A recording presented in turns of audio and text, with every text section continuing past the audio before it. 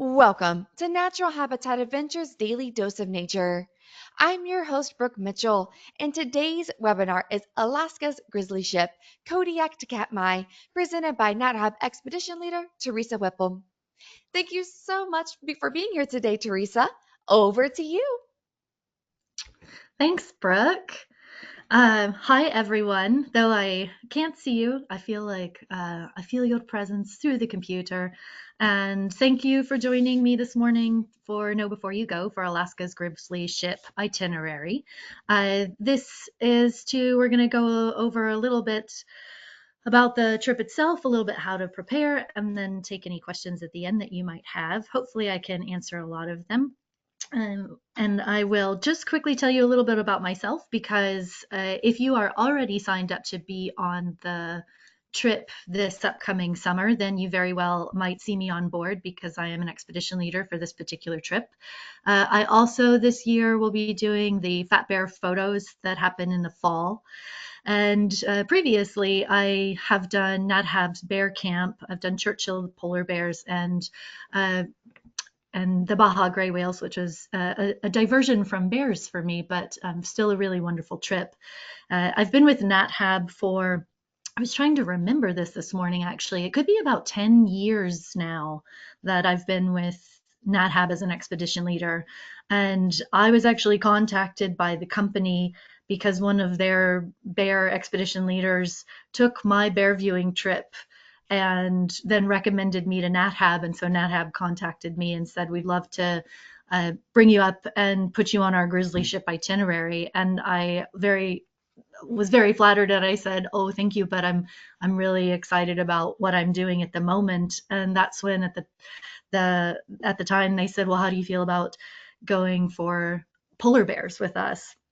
And I said, "Well, I kind of work for the competition, but I would love to switch to NatHab for polar bears because I think they just do such a wonderful job of staying so conscious about their impact in local communities, on resources, on like their effect of climate change and tourism. Like I really wanted to be behind the brand and the message of NatHab. So I started with Churchill polar bears with NatHab. I think 2014 was my first season with polar bears with them. And unfortunately, since 2020, since COVID, I haven't gotten to go back to do polar bears. I miss them terribly. Same for the gray whale trips. Since 2020, since COVID, I haven't been back down there. But I am a bear girl. I spend my year with bears. I live and work in Juneau, Alaska. That's where I'm calling in from today. It's still morning here, afternoon probably everywhere else. But I spend my whole year with bears. I'm a little bit bear obsessed, so you are in good hands if you are with me on the trip on the Grizzly ship this summer. And the Grizzly ship goes to Katmai National Park. The ship lives on the coast of Alaska and lives on the coast of Katmai National Park. So here's a map to show you where Katmai is located in Alaska. It's right there down. It's for us as Alaska, we kind of consider it south central, but it technically counts as southwest Alaska, kind of the beginning of the Aleutian Island chain. And so the green dot is where Katmai is. And then I'm going to zoom in here to a map of Katmai as a park. And this is the exact one, like if you go to Yellowstone or any national park and you grab one of the maps from the visitor center, this is the park's version of that map. So zoomed way in. And Katmai originally was formed as a national monument, and then it was eventually turned into a national park in 1980. And it wasn't immediately famous for bears at the time that it got its park status and that it was protected as a monument. It was first famous for volcanoes. And there was a huge volcano eruption in 1912. So in 1918, in response to that eruption, they made it a national monument. And that was, I don't know about to protect, but the Valley of 10,000 Smokes, which is this wasteland of really cool volcanic aftermath, was the reason that the park got so much attention in the first place. And it's still got active volcanoes, which are still being studied. And but later, bears started to become famous, and specifically the park hosts Fat Bear Week every fall, which is a really fun competition to see which bear got the fattest over the eating season, from their skinny spring to their fat fall, which has really put a limelight on bears, brown bears, fishing bears, bears in Katmai especially. However, so this star is over Brooks Falls and Brooks Camp. And that is where Fat Bear Week is hosted. And that is where Katmai has really gotten a lot of fame and attention for photos that look like this. This is where that waterfall exists, that fish will jump up and bears stand at the top and catch the salmon in their mouth. And these are really incredible photos to get. If you'd like to get a photo like this, then I would recommend the Fat Bear photo trip that happens in the fall. But where the Grizzly ship is located is not actually anywhere close to Brooks Falls. And in fact, we don't have any waterfalls in the areas where we go. Uh, I live in Southeast Alaska, and we don't have any waterfalls here too. I know there's this picture is kind of the classic bear image that comes to mind when people think of Alaska, but we actually don't have a lot of waterfalls that fish are going up. A lot of our rivers are totally flat, and bears are using very different methods to fish. But Katmai Brooks Falls is quite famous for this. But we're not going to go to Brooks with the Grizzly ship. We will be concentrated in this part, this area that's circled by red on the coast. That is where the Grizzly ship kind of has its home base, traveling in between those bays there. And we go to shore to look at bears, but we live on the ship. And because since Katmai has gotten more and more famous for its bears, there has been a little bit more traffic on the coast than there was 10 years ago. But now, like the crowds that you see at Brooks Falls isn't anything compared to what we have on the coast. And that's kind of what makes this trip so feel like you really feel part of like bear habitat, because there's hardly anyone over there. Maybe a couple day trips come in, but at night, when it's just you anchored along one of these shorelines, and you just go out on deck to try to catch a glimpse of the sunset, and then on the shoreline you just see a bear just walking past, and you hear the birds and probably the rain sprinkling on your head a little bit too. It's just so it's still so not very accessed, not the way Brooks Falls is. So the isolation of being out there is part of the magic of the trip. And this is a very specifically oriented trip to see bears and bears and bears. So there, with a lot of Nat Hab trips, like Borneo or China or some of the other ones that you've probably been on, you go to a variety of different ecosystems, you travel across maybe a great distance, you looking for a bird in one spot and a monkey in the other. And there's quite a variety of ecosystem and wildlife. And the Grizzly ship is not aimed towards variety necessarily. Like, we are very bear obsessed for the Grizzly ship. And the idea is we spend this time along this coast. It's one ecosystem. There's not a lot of variation in the flora and the fauna. And the idea is to just look at bears all day, every day. And for my bear brain brain, I think of the season as split into kind of two categories, which is the pre-salmon category and the post-salmon category. So in the pre-salmon, like on the left-hand picture, bears are really focused on eating vegetation, plants, berries. They're almost entirely vegetarians, actually, with the exception of fish. And so a lot of the earlier trips are watching a completely different food source, and also very different bear interactions because of the way the food source is so spread out. And then the post, or like during season category, or during fish season category, would be Once salmon have come back to these rivers and bears switch to eating fish, then a lot of that activity is concentrated around just catching fish, catching fish, catching fish, catching fish. There's not as a variety of the social interactions that you might see because like, they are so focused on feeding themselves. And ultimately, the fish is what they need to get big and fat and survive wintertime.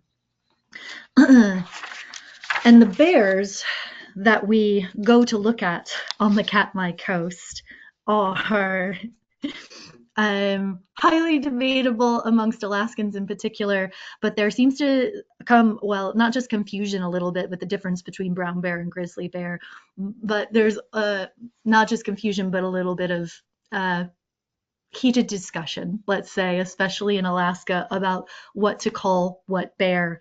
And, you know, we've got very friendly bear wars happening in Alaska. We've got who's got the biggest, who's got the most, who's got the fattest, and it gets pretty silly and kind of entertaining. But for the bears that we will see on the Grizzly ship itinerary, are we looking at grizzly bears or are we looking at brown bears? And we're going to break this down into a little bit of Latin because that is the most scientifically approachable way to approach the sensitive topic. But when you're scientifically classifying bears as a species, a brown bear, the Latin for brown bear as a species is Ursus arctos, which is actually, Ursus is Latin for bear, arctos is Greek for bear, so bear. And Ursus arctos is the Latin classification, scientific classification for brown bear.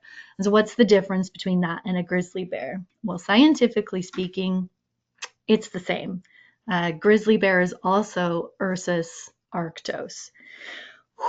Okay, so if we take Ursus arctos, that particular animal, and we're talking about Ursus arctos in the lower 48 of the US, everyone calls that animal a grizzly bear.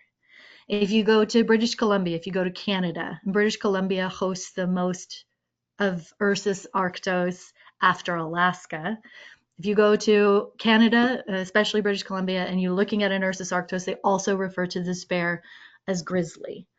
And then you get to Alaska and it all goes chaotic. So if in Alaska, there is this,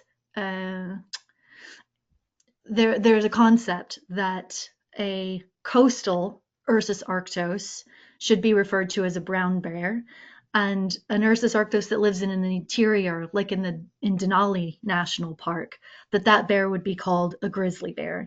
And the idea between separating kind of the nickname or the common name between the two is because they have very, very different reputations in Alaska. So these coastal bears that have access to salmon as a food source, they're the ones that have this like chill, laid back, like surfer vibe kind of a reputation because they're so well fed that they are just chill. And then that's different for the interior bears because their food source isn't as rich. They don't have access to salmon, that physically they're a little bit smaller, and then they have the reputation of being a little bit more aggressive, mostly because they're hangry. They just don't, it's much harder for them to get that super satiated feeling, and so they're kind of always in that hanger status. So for Alaskans, like the difference between the coastal bears and the interior bears promotes nicknames, common names for the two, coastal being brown and interior being grizzly. But then people get very, very up in arms about calling a grizzly bear a subspecies of a brown bear. But technically speaking, scientific classification, they are still the same Latin, they're still the same classified animal. So when people start using the word subspecies, I put it in quotations because, you know, whether brown is a subspecies of grizzly or grizzly is a subspecies of brown, and then, you know, you can't call a Kodiak bear a Kodiak grizzly, you have to call it a Kodiak brown because it's a subspecies and then this, and so subspecies gets thrown around quite a bit, and technically, if not technically, in an accepted science Alaska bear world, there is only one recognized subspecies, real subspecies of Ursus arctos. And when you have a real subspecies, you have to have Ursus arctos plus more Latin. And in this case, a Kodiak bear, common name Kodiak bear, is Ursus arctos mittendorfi, and it is the only real subspecies that scientists sort of accept as a proper subspecies for Alaskan Ursus arctos. So, clear as mud, right? Where we are going for the Grizzly ship, we are looking at Ursus arctos, and that Ursus arctos is on the coast of Katmai. So, for what we are going to see, you can call these bears either coastal grizzly, that's okay, but brown bear is the most common name for the critter that we will see. Yeah, we got that straight, right? All right. So on the Grizzly ship, there's all day, every day bear viewing. The idea is to just get you out into these bear habitat places to look at bears for as much of the trip as we can, weather and tides permitting. There's kind of little variation to not so much the daily plan, but just that's what we're here for. They're amazing critters, and just the idea is to spend as much time with them as possible. And if you are hoping for seeing different kinds of critters that Alaska is also famous for, I'm thinking of things like wolf and moose. I have to admit that we do not really see anything other than bears. It's a rare occasion if we see a wolf trot across a field or like come out of a tree line for a minute and go back in. That would be the same with a moose sighting.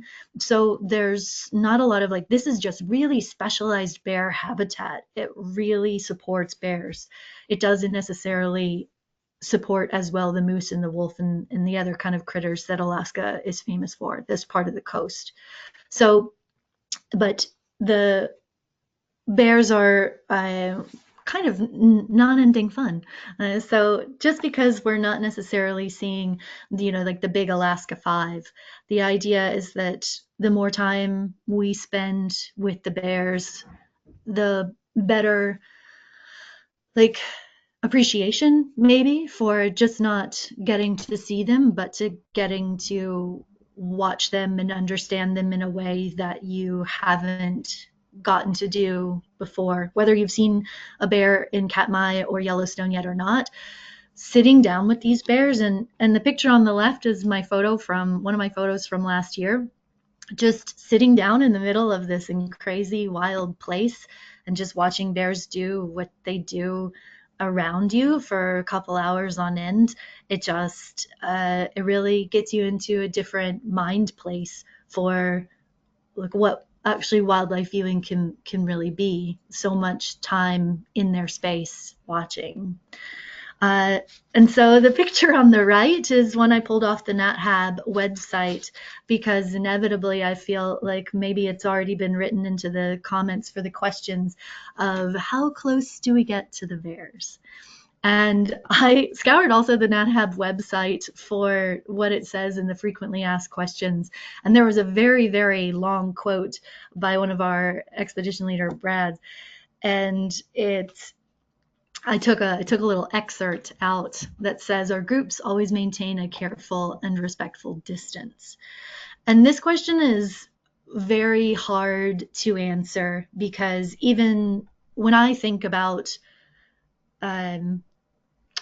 us being out in the field and all the variables that I have to take into account for where we're going to go, how we're going to get there, how much time we have versus the tide coming in, all of these variables play a role in how close do we get to the bear. There's no set, I'm only going to, be 200 yards from a bear and that's it. There's not a set specific distance. Technically, that isn't entirely true. So the national park itself requires a minimum amount of distance. So we cannot just walk up to within 10 feet of a bear and sit down and watch them. There is a regulation for distance specifically, which is 50 yards according to the national park, that you can approach. And then the official rule for the park also says that if you're 50 yards between the two, if the bear moves closer, you have to back up and maintain that 50-yard minimum distance. So if you are thinking about like camera lenses and wondering what distances will look like, I can tell you at least that I am never going to lead a group closer to 50 yards to view a bear. And then after that, it's up to the bear to come closer to us. And then it is up to me and all of those crazy amounts of variables that I have to take into account, whether we would back up to give that bear space and maintain that distance, or if we have the opportunity, or basically we don't have the opportunity to move. Maybe we're trapped between a riverbank and a little ditch, and we don't have an option to go anywhere else, in which case, then if the bear walked closer than the 50-yard national park marker, then yes, then the bear would be closer than would be closer to us. But also how close and how far, close and far are so relative, not like by a person to person basis. Certainly my close is probably different than your close. And ultimately, what exists for both humans and bears is like you have this personal space bubble. Um, human individuals have personal space bubbles, right? Like someone you don't know very well, you probably don't want them all up in your space. But someone who is a family member, you'll give them a 20-second hug. And so your personal boundary for people is different depending on the person and the situation. And bears have the same thing. They have this personal bubble that they like to keep. And sometimes the personal bubble space that they want is really big, and sometimes it's not. And for us, that's true. We have, as a group, have a personal bubble space that the bear is not allowed to come into.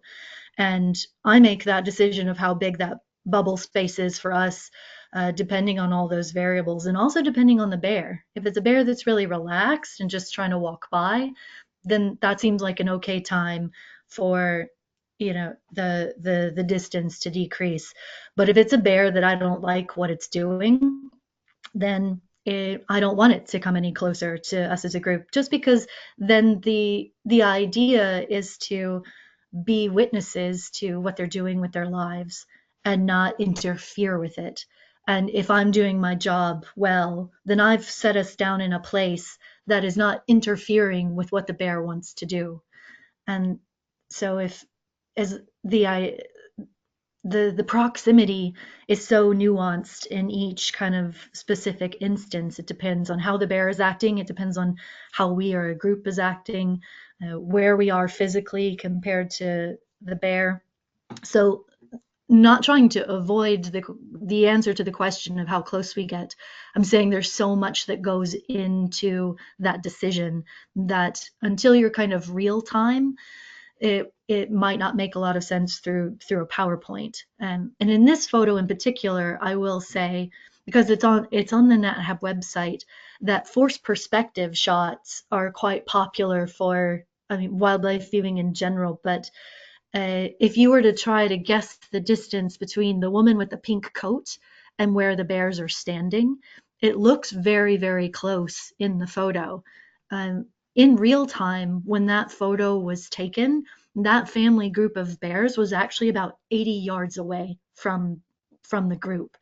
So distances are really tricky, especially in forced perspective photographs like that. They're really fun to take. That's how you get the pictures that I took, like, with the bear in the palm, is these forced perspectives. But even when you're out in the field and you're looking across the field at a group looking at a bear a ways away, it can look like they are standing on top of the bear, and we get like, oh, they're too close, and all the emotional turmoil that brings up for you. But it's really, really difficult to tell distance in photographs like this, and then even in the field in real time, no photographs involved. So know that myself and the other ELs that are on the Grizzly ship, we have a lot of experience with reading bear body language and also reading human body language, and it's a constantly evolving decision about what distance is good for both bear and people. Whew. All right. And how we go and view bears with the Grizzly ship looks looks exactly like this. So we have the lovable nickname, the Bucket Brigade, on that coastline. There are a couple other ships like our ship that have a similar styled itinerary. And as we go into the field and we're going for our morning bear view, there is a very specific etiquette that we use when we go in the field. And oddly enough, it is bucket brigade etiquette. And when I say bucket, I do mean just like your traditional several gallon bucket. We have, as a company, gone through like the trifold chairs and then like the collapsing like bucket styled things, and I'm pretty sure we've tried everything that has ever existed on the market for what to sit on when we are in our bear viewing mode. And it turns out we have in fact found nothing better that functions better than the bucket. We don't have white ones anymore. We've switched to something greener that blends into the landscape just a bit more, and a little bit sturdier lids for the bum comfort. But this is exactly what bear viewing looks like on this itinerary. You have to carry your own bucket along with all your personal gear, and we will go into bear space, and I will decide where we set up, and then you will line up exactly like you see in the photo, the bucket line. And then we sit and we hang out with bears for as long as we can. The buckets are a crucial part of bear communication, believe it or not. And a lot of bears speak so much in body language that when you are sitting quietly and calmly on a bucket and using your binoculars or taking your photographs, a bear can really relax, because we as a group, if everyone is doing the same thing, are sending that message of like, we're chill, you're chill, everyone's just relaxed, and everyone can go about eating grass and taking pictures. And the bucket, even though it is the best thing that we have come up with for sitting things in the field, I will admit that after about day 2, there is no way to avoid a slightly sore lower back from the bucket sitting. But it turns into a little bit of a teamwork adventure. They can get a little bit uneven, and so we have some casualties, and then we giggle about it. And if you are someone with a bad knee, then there's a lot of teamwork involved with getting you onto the bucket and then off of the bucket. And it really turns into a charming part of the trip and a little bit of a bonding experience, the whole bucket brigade. And certainly I will say this, and you'll hear a lot about how we view bears when you get onto the ship. You're getting briefed by the EL that is on board at the time, how we act while we're out there, what we do specifically, things that you should and should not do, things that you may see us do. And so when you're lined up in your bucket, I'm just going to mentally prep this for you now, that when you're all lined up, and let's say a bear is walking by way over there will be a point in time where, because of the people that are in line, the bear will go out of view for you and then come back into view. And mentally prepare yourself for that, because you don't want to pop up or move around to take your photograph or to see the bear. The idea is the less erratic we are, the more comfortable the bear will feel. So there is some bucket line etiquette that will be going over in depth, probably continuously on your trip, but especially the first time you go into the field. Your expedition leader will be very specific about how you should behave in your bucket line. So as a whole, that's a lot about the bear viewing side of the trip specifically. The trip as a whole is honestly, it's all I can properly promise you is that it starts and ends in Kodiak. one of the other reasons why this is my favorite trip to lead with NatHab, and also personally think it's the best trip that is in the NatHab catalog. So well done for picking the best trip. It doesn't, we have, I don't want to say we have no set itinerary because I probably am not allowed to say that, but honestly, I can promise you that you start and end in Kodiak. And then after that, everything is got so many variables that hopefully you fly out the day that you're scheduled to fly out to the ship, and hopefully you fly back to Kodiak the day you're scheduled. And everything in between is sort of a day-by-day decision-making process. So in Kodiak, when you arrive, we've got local guides in Kodiak, and depending on, in the early season, there will be Linda, and in the later season, there will be Katie. So you'll be picked up from the Kodiak airport by the local NatHab guide, and you will then, when you get out to the Ursus, the expedition leaders, so myself and then Justin, Sean, and Dan are the other ELs for this itinerary this year. You will meet us not until you get out to the Ursus, the ship. We stay out there because with the logistics of float planing back and forth, it makes more sense that way. So you'll meet your NatHab expedition leader on the ship, and you'll have a local NatHab guide in Kodiak. And this is probably the reason, not the reason, the bears are my favorite part of this trip, but the variables that we get to, I guess, base our decisions off of, but Kodiak, See, and this is why when you've got like a day-to-day itinerary and like, at 8 o'clock there's breakfast and then you go to a place, it just isn't this, that's just not what this itinerary is. You'll come to Kodiak. I'll actually put up the Kodiak schedule here.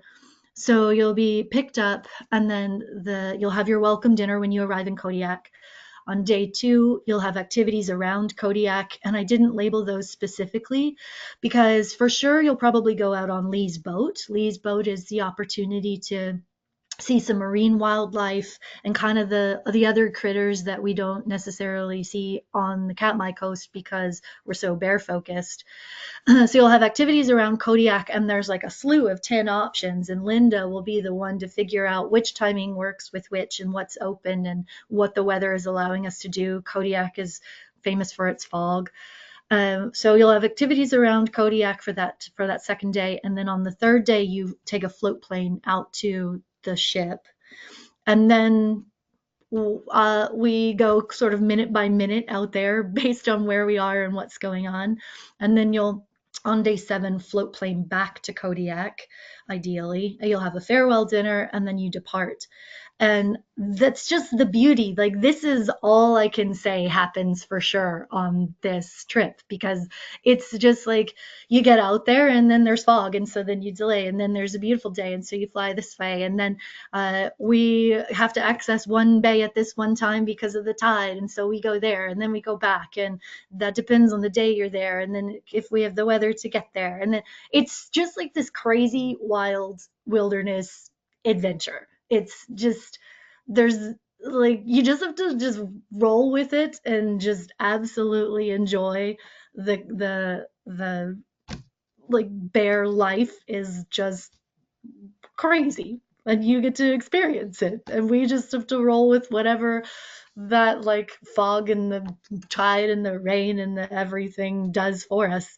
And so we have this like ideal, and if there's anything that I ever want truly to happen, like on a schedule for this trip, it's the float plane portion, just because that's pretty critical with moving groups on and off. But otherwise, you just get to like, oh, what are we doing today? That sounds cool. And then whatever you get to do that day always ends up being super awesome. There's just no part of that coast, Kodiak and that Katmai coast, that isn't cool. It's just all cool. I mean, Alaska doesn't have hideous places anyway. I'm getting off topic, but it's just awesome. So sit back and relax and just, yeah, love it all.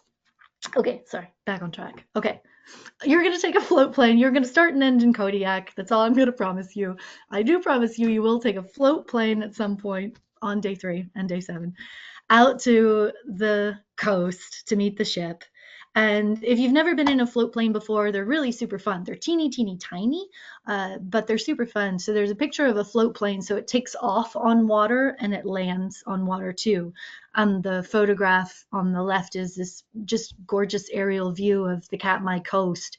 And you just land in the water and then we come over and pick you up. And that's about it. So it's very, very small.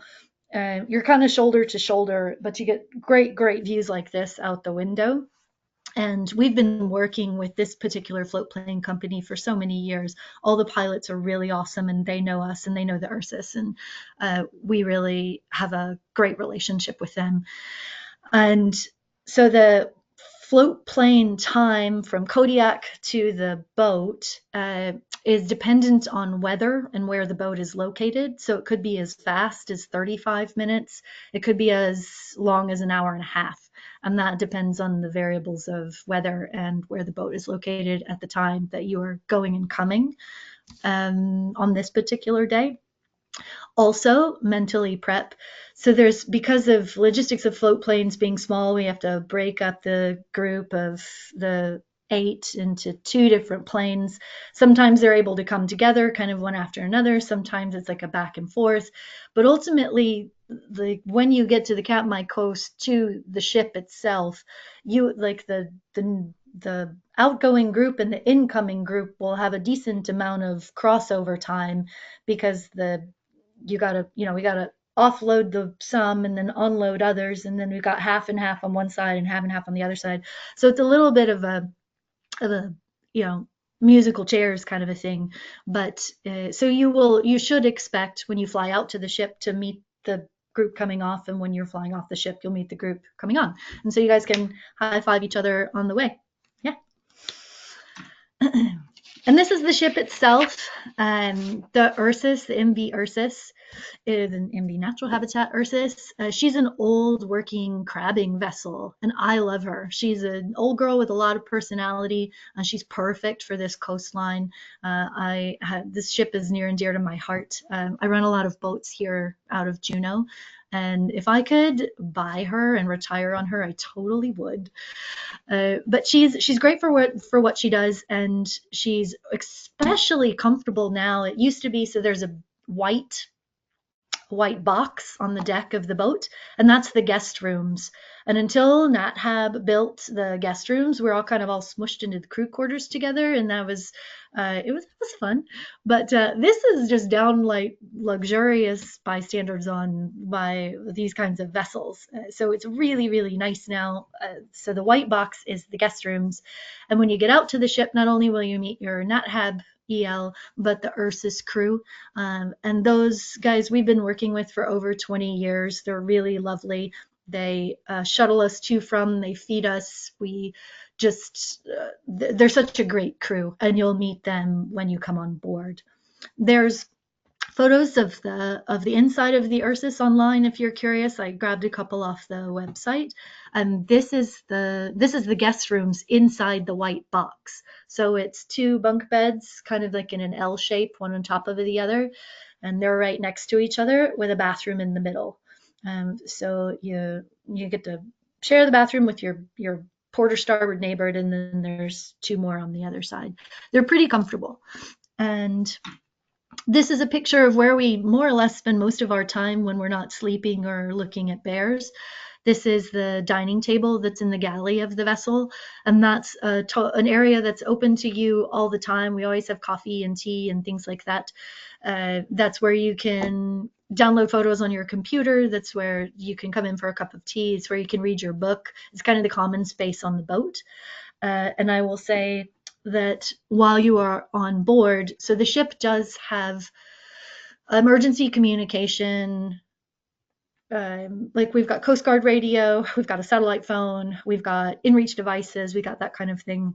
we do not have guest accessible Wi-Fi on the ship, which personally I think is really great. I love that people come and disconnect, and I love the idea of us sitting at this table and instead of on the Wi-Fi, like sitting and talking about our shared experiences. I love that portion of this trip.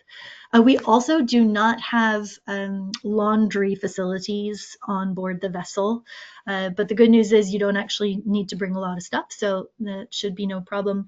And then I will say about the Ursus that we are in the middle of nowhere, so your dietary that you fill out on your forms for natural habitat, if you could be like really, really specific about that. Allergies, especially, I know everyone always includes, but if you have really, really, really strong preferences. And I mean really strong preferences. And not so much like I don't like tomatoes and so I can pull them off of a sandwich. More like I had a really lovely woman who she really didn't like eating fish, like really, really, really, really, really didn't like eating fish. But we serve a lot of fish on the boat because we're trying to serve local cuisine, and we didn't know that she didn't like fish, and there's not a like a grocery store for us to run and grab supplies from. So stocking the boat with something as an alternative or is pretty important to know beforehand. So if you have really strong preferences, please make sure to get in touch with the office and make sure that is known before coming out to the vessel. That will be a lot less stress on Tracy that way. Thanks. So the Ursus is our live aboard, and then this is the little boat that we use to go from Ursus to the shore. That's a picture of it. And then on the right hand side, that's me. The captain took a picture of me, and that was like 2 years ago. That was super fun.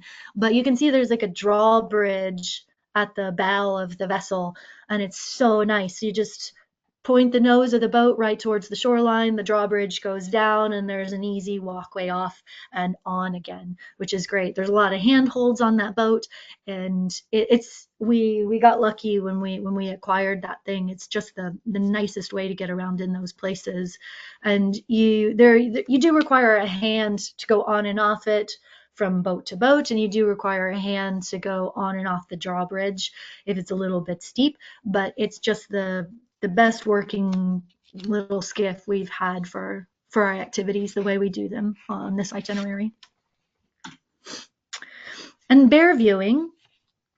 So living on the boat, going out on shore every day, I will say that there is kind of like an ideal day-to-day itinerary that we try to keep, and then sometimes we can, sometimes we can't. So kind of like the most ideal daily schedule for bear viewing is like you'll wake up, have breakfast, go to shore, have a bear viewing in the morning, go back to the boat for lunch, eat lunch on the boat. There's a little bit of a break right after lunch, and then the afternoon, go back out for an afternoon bear viewing, and then come back to the boat and have supper on the boat.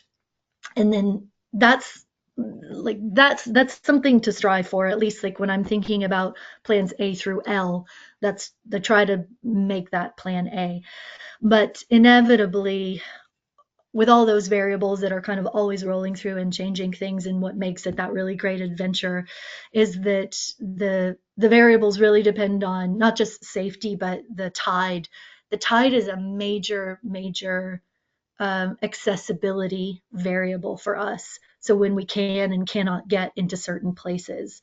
And then marine weather is what allows us to access certain bays. So like bigger picture, which ones we can, like which ones are really open to Shelikof Strait and which ones are not, and then tide into the smaller areas of the bay.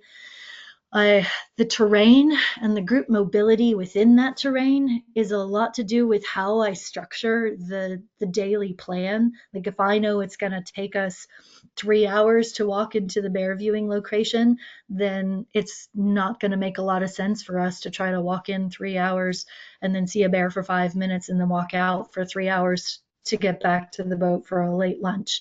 That clearly doesn't make sense. So like the terrain and the group mobility within that terrain has a lot to do with how the day gets structured. And then after those three things, it's bear activity. So can we get to the place where we can see the bear standing? Or do we not see any bears at all in that particular field, but it's the only accessible one at that moment? So we go and hang out there for a while before we can access a different place. It's all very, very fluid, and I reserve the right to change my mind every 5 minutes. A lot of time that's just happening in my head, and sometimes I do it out loud.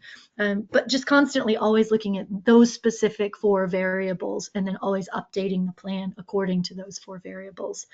I will say that once we go into the field, whether we're on kind of the classic daily schedule or not, once we go into the field, uh, all bathroom things will happen in the field. There's not an opportunity to go back to the Ursus, to the ship, for bathroom breaks. So it is it's very intimate, get to know you kind of a group. You'll be real family by the end. And as we go out for our bear viewing, we have our bear viewing uniform. We got our bear viewing uniform, and we've got our bucket brigade. And this is our bear viewing uniform. This is chest waders.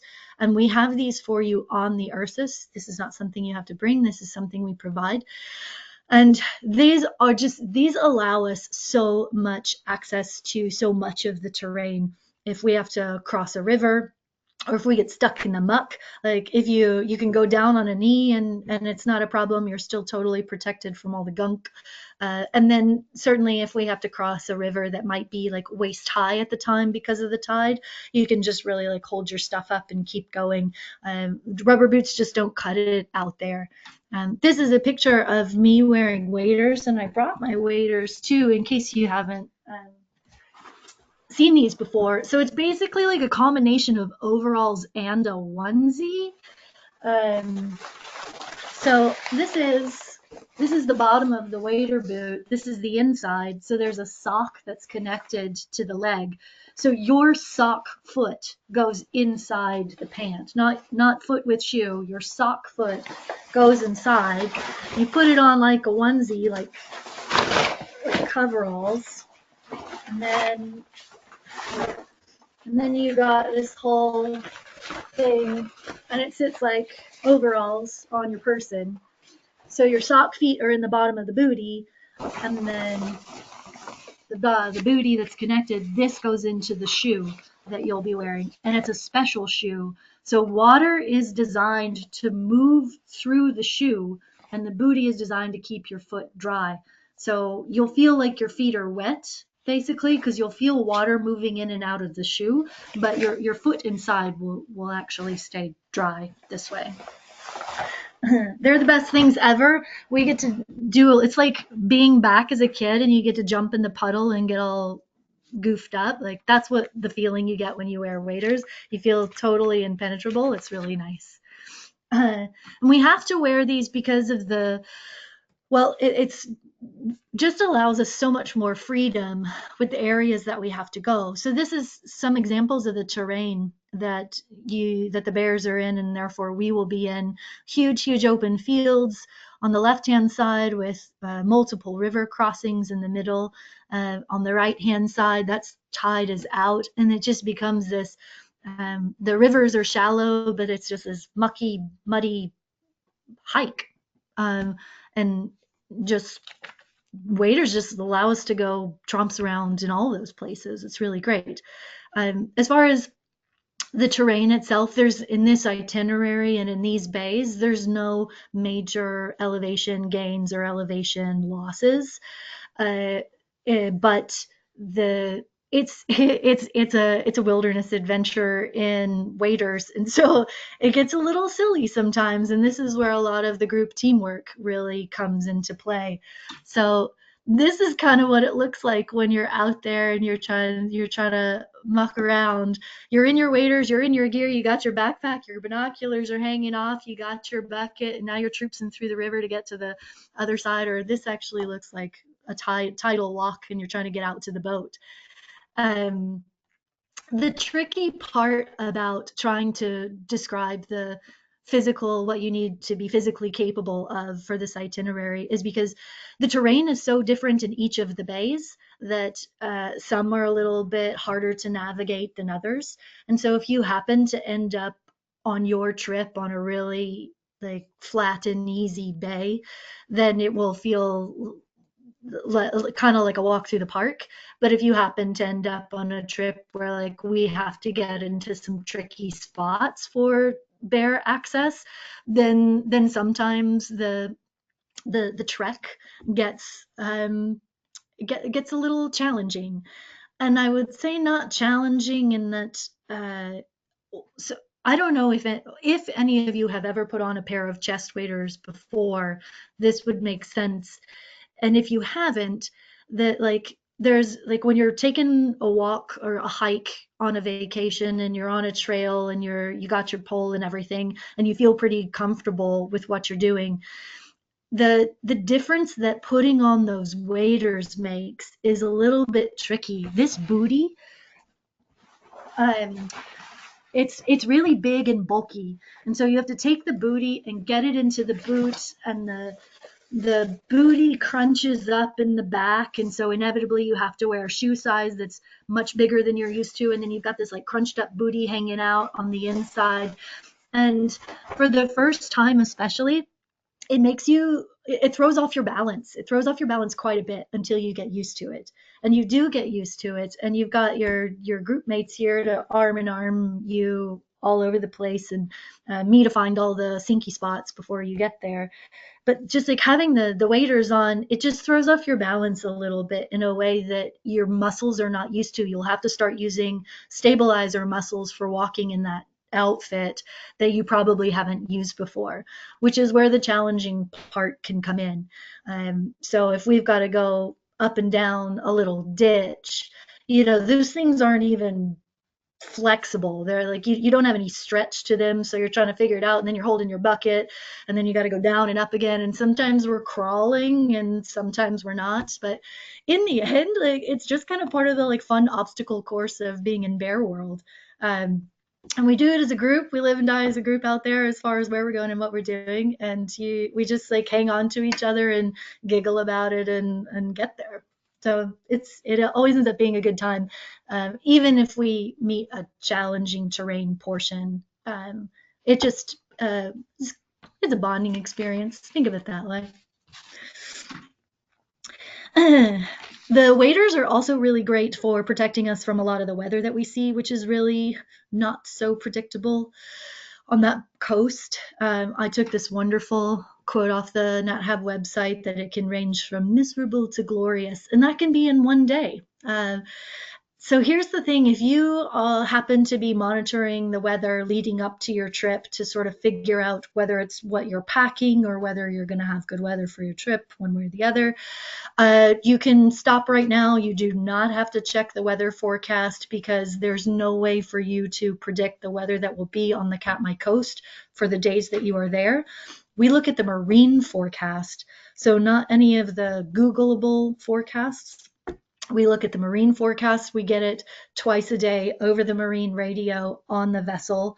And so for you, there is no way for you to plan ahead for weather for your trip. You have to come prepared for all seasons. All seasons can happen in a day or over the course of the day.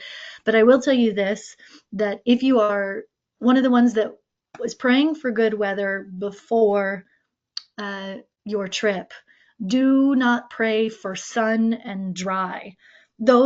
Even though those are great for humans, sunny and dry, bears, of all the weather that they like the least, they do not like the heat. They do not like the heat at all. And no rain means that we'll have a problem with getting salmon into our rivers. So we like it overcast. We like it a little bit drizzly. That would sort of be the perfect day, overcast, drizzly, and with a little bit of wind. A little bit of wind is going to keep the bugs off. We have head nets and we come prepared, but a little bit of wind keeps the bugs off. And the the photo on the left is like that's kind of the gear setup that you need to come prepared for. When I say prepare for all seasons, you're going to do it in layers. And that's sort of what you end up looking like with your waders and your jackets and your hats, and then you can delayer and layer as the weather dictates. Which comes to what to pack when I say all the layers for weather, etc. All the layers is what you're bringing. So here's the fun part, sort of fun part, is that you basically only need one outfit while you're on the Ursus, because you can just rewear that same outfit every day under your waders. So I'm going to tell you my layering system so that you have an idea. And honestly, it's the only thing I bring out to the vessel. So uh, number one, no jeans underneath your waders. That's like, they get all crinkly and pinchy and they don't dry out easily. So that's the only number one, that's the only rule I have for layering system under the waders. No jeans. And then if you want to wear leggings or pajama pants or sweatpants or like quick dry hiking zip off pants, that's totally up to you for your lower half. I personally have a very specific system where I wear really, really thick wool socks. That's always a must.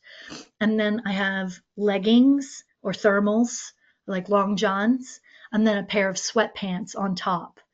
So 2 layers on my lower half. And then on my upper half, it gets kind of crazy. I have on a thermal long sleeve shirt. So like a long john shirt too, and then my NatHab t-shirt on top. But then I have always a fleece zip up, and then on top of that I have a down vest, and then on top of that I have a light layered rain jacket, and that all goes underneath my waders. My waders go on top, and then I put a second rain jacket on top of that too. I always have gloves either on or in my backpack. I always have, my neck gets really cold, so I always have I'm always wearing at least one buff, one buff, but I usually keep 2 or 3 in my pack because my neck gets cold easily. And then in my pack, I always have a hat with a brim and a toque, a beanie, and all of that comes with me if I'm not wearing it. And the idea, you will get both cold and hot. There's no way to like wear one outfit and have it be perfect all the time. When we're riding in the skiff out to the shoreline, you will get cold. And then when we start walking and you start sweating underneath all that stuff, you will get hot. And then when we sit down to look at bears, you will get cold again. So you have to play the layer game. And those things that I just described, I'm either wearing them, and if I'm not wearing them, I always have them with me so that I can on, off all those things all the time. Which may sound like a lot, but the idea is that you just have to bring that one setup with you, and that's kind of it. That's really all you need for the boat. You need your your toothbrush and your toothpaste, that sort of thing.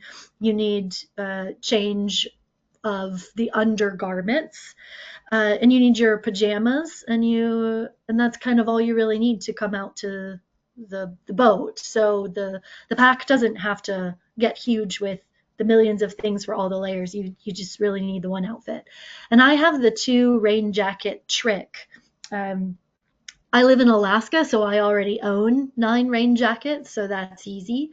But it helps with the wind and it helps with the rain. So if you happen to have 2 rain jackets, it's a good rain jacket system, one underneath the waders and one on top of the waders. If you don't have 2 rain jackets, that's perfectly fine. You'll wear your rain jacket on top of your waders. But if you happen to have a kid or a sister or a something and you wear the same size and they have a rain jacket, not a bad idea to just borrow one and throw it in if you have the opportunity. Not worth purchasing one, but borrowing one would be really easy. And so that's in the big picture of what to pack out to the ship. And then on a day-to-day bear viewing by bear viewing basis, I'm going to fill in the list here of the things that you should want to have in your backpack with you all the time when we are out looking at bears, all the layers included. Always a hat with a brim. One, if you wear glasses, then it keeps rain and such off of your glasses, but also if you put on your head net, it keeps your head net off your face a little bit. Always the water bottle to stay hydrated. Of course, always your binoculars and your cameras. You do not want to pack any food in your daily pack while we're bear viewing. I will be carrying all of the food, all of the snacks.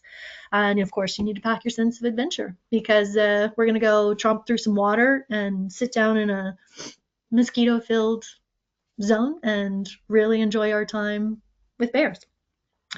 There's also in the what to pack category, I'll just go over quickly like backpacks and styles. Oh, I have this. You do not have to bring this with you out to the ship because Ursus, the ship, has these things on board. We've got bug spray, we've got sunscreen, we've got head nets, we've got a hair dryer. So again, really all the things that you need to bring out to the Ursus, because you can leave things behind in Kodiak at the hotel. They have a room for holding luggage. That the left side list of what to pack, bring all that stuff out to the Ursus, and then add, yeah, like the clean undergarments, the pajamas, and the toothbrush, toothpaste thing. And for your daily pack, a lot of people come with something that looks like this.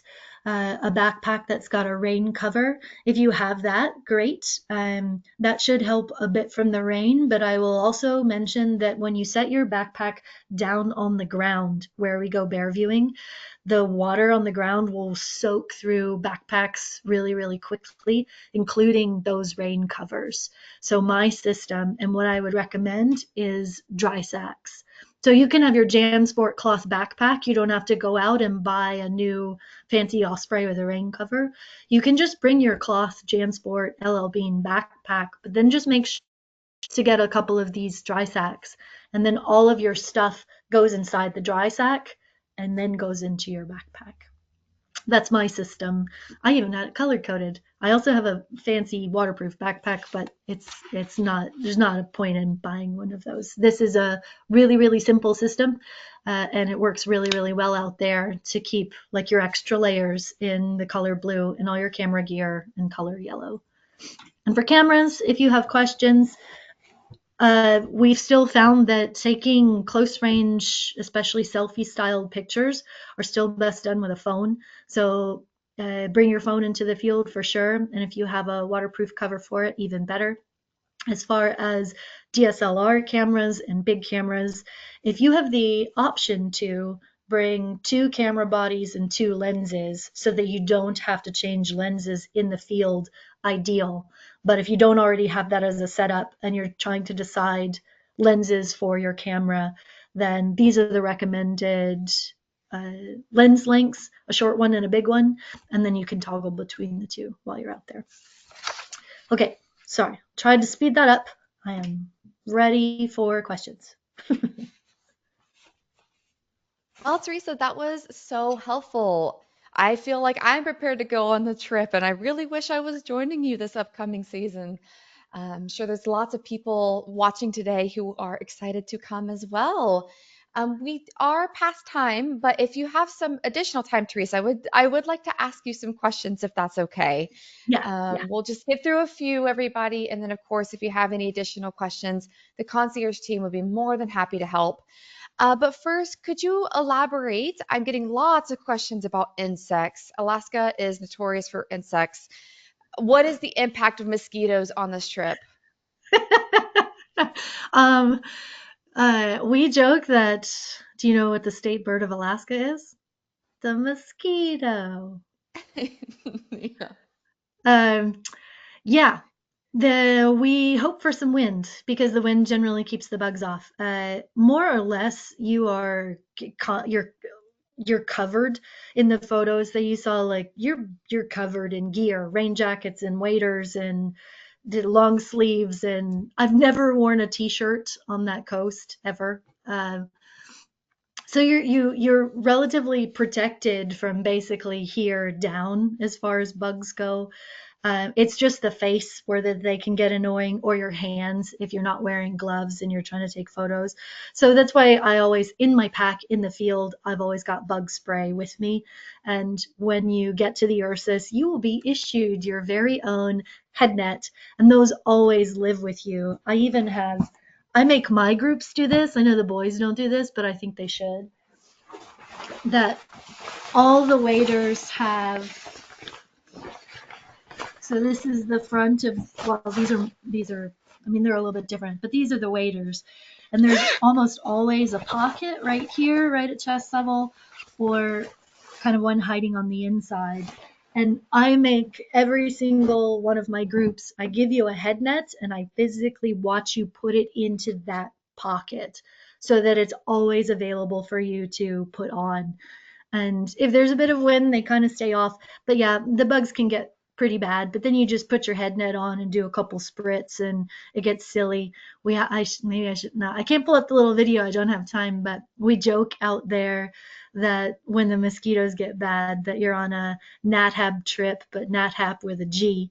So kind of cute. But see, yeah, it just depends. Like if it's windy, they're kind of off, and if it's not windy, then they're kind of on you. But that's why we got the gear for it. Great, thank you. Next, I have lots of questions asking to elaborate the lengths of the walks. What exactly is a short walk and what exactly is a long walk? Um, yeah, the shortest walk.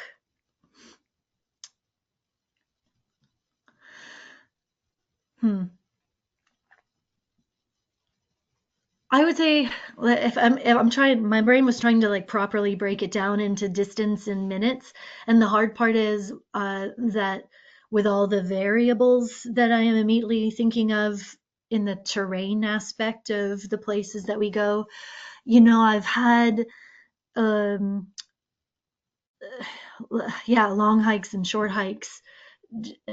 So like in one of the bays that I would consider probably the easiest of the bays as far as terrain goes, if it's a low tide, because that would be the longest walk, I would say it's probably 3/4 of a mile and relatively flat, but really slippery. So even though it's just 3/4 of a mile, half a mile, like it still takes us more like 30 minutes to walk it because it's so slippery. Um, and then in the like more complicated terrain sections of the bays, so this is funny. Like once there was this bear, and it was like off in this corner, and it wasn't an easily accessible corner, but it was the only bear that happened to be out that afternoon. I was like, that's okay. We can do this. We got this, guys.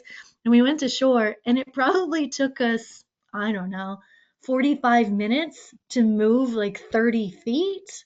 And that's because Wow. yeah, the terrain was like so, it was like these lumpy pockets of mush, and so like Mm. it took quite a bit of time to like find your footing and go to the next one and find your footing and go to the next one. And it wasn't necessarily difficult. It was just kind of time consuming. So the terrain, the distance and the timing of the distance is tricky between the bays. There's certainly uh, kind of like easier bays and harder bays, but uh, the distance versus time is really really different in each section. Is that helpful, or do we need more for that? No, no, no. It seems like there's a lot of factors that length isn't necessarily one. Well, I mean, it is one, but it's not the most important. The terrain is definitely sounds like it's the more important one. And then I know we are past time, but I am getting a lot of questions about just overall safety. If you wouldn't mind taking a little bit of time to explain that, maybe from everything from the float planes to being in that close proximity to the bears, just overall safety of the trip would be great. Overall safety. Okay. Um, Certainly, like the easy points are like when you're on Lee's boat, there's life jackets and GPS and radar and radio, that kind of thing. The When you're on the float plane, there's the same things, life jackets and emergency gear, and you're always being tracked by home port. They've got tracking devices in the planes. On Ursus, we've got all manner of Coast Guard regulated commercial vessel, everything from immersion suits to life jackets to radios to backup generators to everything that you can think of that the Coast Guard can require for commercial operating vessels. Um, Same for even our skiff, even though our skiff is kind of like our go-between. It's like our little Uber ride all the time between the ship and the shore. It is still outfitted with extra gas, life jackets, radio, all of those kinds of things. So equipment wise, we are very, very well prepared and well stocked for emergencies in both the Kodiak side and the Katmai side. If I'm assuming that this question has more to do with the being in close proximity to bears as far as safety goes. For equipment style uh, answers, expedition leaders, we carry bear deterrents with us. We carry bear spray, we carry bear flares, we carry a lot of the communication that we can do with bears comes from ourself as a person. But bear spray kind of has this like bad reputation that that you have a can of bear spray and that you are now using this bear spray on this bear who's about to attack you. And bear spray doesn't have to be this like last minute, last ditch effort. I've got to use this to save my life stuff. Bear spray can be very effectively used as a means of communication. It's non-fatal. And if I want to send a bear a really strong message, it's totally okay for me to pull out my bear spray and go, zit, zit. I don't, I want you to get this message. It's a communication tool. It can be. But if other than the equipment, like the physical can of bear spray and the flare, the um, the idea of this trip, yes, is to go and sit with wild bears. And it's possible, I imagine, that, when you tell your friends and family, like, oh, I'm going to the Katmai Coast to go look at bears up close, you probably get some reactions of that's crazy, that's dangerous, why would you do that? And it is my job as a guide to seriously be able to look at a bear and say, we're not going to go over there to that bear because I don't like the way it's behaving. That I have, I'm on year 16 as a bear guide, and you learn the way they communicate with each other, and that's the way they communicate with you. And once you're like real time out there in the field, it becomes uh, a little bit more obvious to you as a guest. I mean, like they show their moods, they show their intentions, they show their personality. And the idea is that if there's a bear that doesn't want to be around people, then we're not going to go and visit that bear. We're going to hang out with the bears that are chill and relax and are habituated to a certain kind of routine. I don't like saying that bears get habituated to people because it means that people can act in all manner that they so choose and the bear is supposed to not care. And that's not the case. Bears don't get habituated to people. They do get habituated to a routine. And if we as a group and as people act within that routine, which you will be briefed on in great detail when you arrive to the ship, how we act as people, how we act as a group, what the bears are expecting from us as far as behavior goes.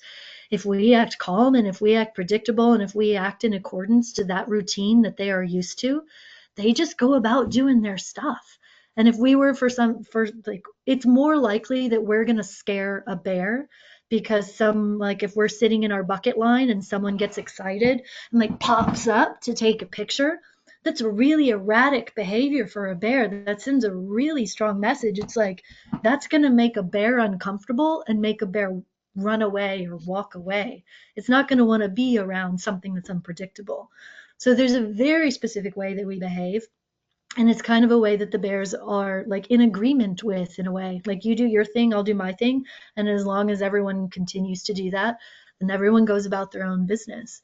And it's yeah, honestly, the when I think about risk management from my like me as the person responsible for the safety of both the bears and the people, the first thing that comes into my mind that I always get nervous about is actually something, it's very simple, but when you're, there's nothing to do with the bears actually. It's stepping from the Ursus onto the skiff, these like two moving boats, the big one and the little one. If it's calm water, everyone kind of relaxes and gets comfortable, but we see more sort of like the slips, trips, and falls happen between the transfer of big boat to little boat than we do when we're on the ground with the bears. Um, it's I have absolutely made the call that we can't go to shore because I don't like the look of a bear, and I've absolutely made the call that we don't go to shore because the tide is going to trap us in a terrain pocket that I don't think is a good idea.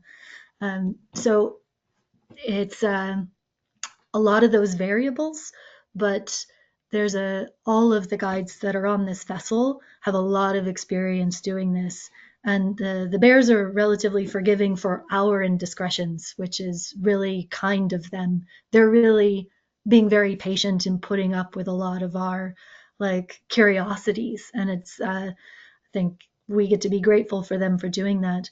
But yeah, that's the idea is that we don't put ourselves in a position as far as the bears go that would be unsafe. And that is my call. And I haven't lost a guest yet.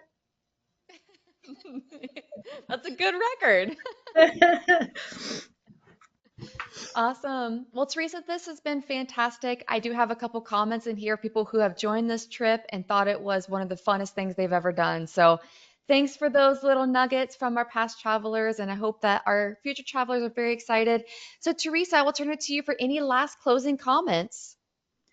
Oh, I'm excited for the season. I'll be out on the ship once in July and once in September. And so, if any of you are on my trip, I can't wait to see you and show you this place. The place is absolutely magical. It's my favorite thing I get to do all summer. I spend a lot of time with a lot of bears in a lot of locations all over Alaska. And this, like, I don't know, it's the combination of the mosquitoes and the waders and the trucking through rivers, and then you fall off your bucket, and then you have amazing bear experience, and then you giggle about it all at dinner. It's just a really incredible trip. So look forward to seeing hopefully some of you out there.